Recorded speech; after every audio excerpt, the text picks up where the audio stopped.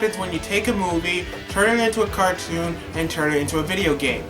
Well, this comes to the source of the Toxic Avenger. It's a movie made by Troma Entertainment in 1984. It has violence, gore, intensity all over the place, a kid's head being run over by a car, and tits. It was foul, low class, disgusting, and it was fucking great. Now, the movie also spawned 3 sequels, which became a really good franchise. And what do we do with a great movie series? Well, turn it into a children's cartoon show! Yeah! The Toxic Crusaders. I saw it myself. It lasted only for 13 episodes, and I gotta say, it's a pretty good show. Then afterwards, it spawned comic books, toys, and even video games. With 40 years of Troma and 30 years of Toxie, I think it's my best bet to take a look at some of these Toxic Crusader games. Now keep in mind, I don't have the Game Boy version. Well, of course, I think it's a rare kind of game, so I do have 2 of the other Toxic Crusader games, so at least I won't leave them out. So to kick this off, let's take a look at the NES version. To start this off, the title theme sounds great. It's an upbeat song to get me pumped up for what I think it's gonna be awesome. Well, you all might know where this is gonna go. Now just to let you know, the Toxic Avenger movies takes place in New Jersey, so don't think I'm going soft with this game here.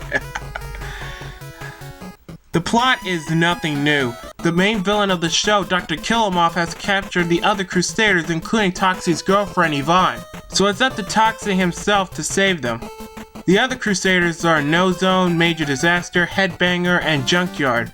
There are 8 levels to battle through Tromaville to save your friends. Be one of the levels will rescue one of the Crusaders. So it's time for the gameplay. Jesus Christ. The game is a side-scrolling beat-em-up where it's programmed in a terrible way. You jump and punch your way through the entire game, and the worst thing I hate is that you stop in your place to destroy every enemy on the screen. So yeah, it's kinda like Double Dragon, I know that. But that game is awesome to play with. It's based off the arcade game. But this one is the absolute opposite. Since I mentioned Double Dragon, remember it takes 2 to 3 hits to take down 1 unit of your energy bar? But in this game, it only takes 1. Just 1! I know I'm nitpicking here, but it's just a minor complaint. It's just annoying. The main weapon you use in this game is the mop. It's a short-range attack and you lose it almost immediately. Just when you think when an enemy comes towards you, whoosh! There goes the mop. This is the shit I hate. Well, if you grab one of the toxic kegs, you can manage to get your mop back. Well, that's a plus.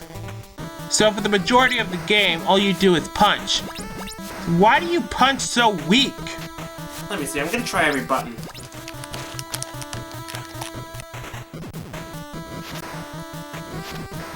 What?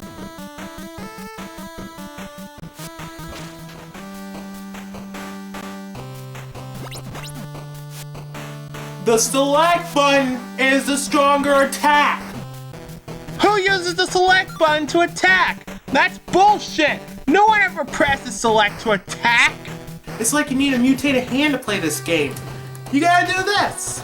Who in the right mind thinks that it's cool to just spread the buttons all over the place? Who would want to play it like this? Oops, sorry, this is me accidentally pressing the pause button. This is a reason why we shouldn't use select for any attack! Okay, so the controls in this game are fucked up, but the music is awesome! It gets me pumped up and prepared for the game! Also, this song is the theme song from Toxic Avenger Part 2.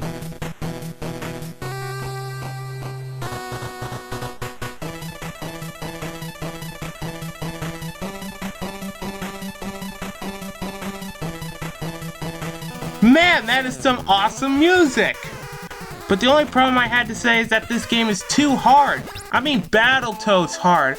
I get halfway to the 2nd level until I got blindsided by an upcoming enemy. That's why I fucking hate this game. I'd rather throw this into a vat of toxic waste itself. Fuck this. Well, that was the NES version. Now that we got that shit out of the way, let's take a look at the Sega Genesis version, also known as the Mega Drive. This one is a bit weird to explain. This game is also a side-scrolling beat-em-up, and it's a bit more fast-paced. First off, why is the music more like something you hear in a strip club than in a beat-em-up game?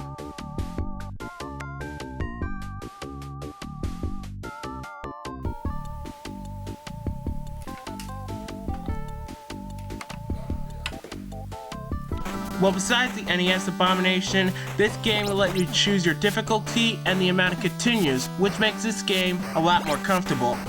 Also, with losing your mop in the other version, you get to keep it at all costs. And with this game, you can do different attacks with the mop, and I had to say it satisfies me every time when I hit a radiation ranger.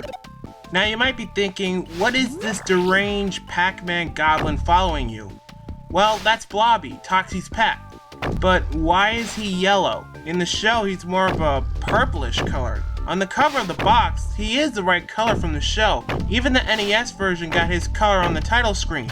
So why not in the Genesis version? I don't know, it might just be another nitpick. Whoa. Water kills him? That doesn't make any sense. How can water hurt Toxie? All he is about is cleaning, and his catchphrase in the game and the cartoon is it's cleanup time. Sorry about that, but it's just confusing that Toxie gets killed by water. Once I got to the 3rd level, I already got confused where I want to go. Also, these pile drivers are one-hit kills. That can piss anyone off right away. Well, after this, I pretty much gave up because this is as far as I've gotten to. Overall, this game is way better than the NES version, and I consider this the definitive version of the series. When it comes to the Toxic Crusader, the Genesis version I recommend. But the NES version, stay away. Stay away as far as possible because this game sucks your ass off. It's so bad Lloyd Kaufman himself took a dump on a copy of the game. That would explain everything. It sucks.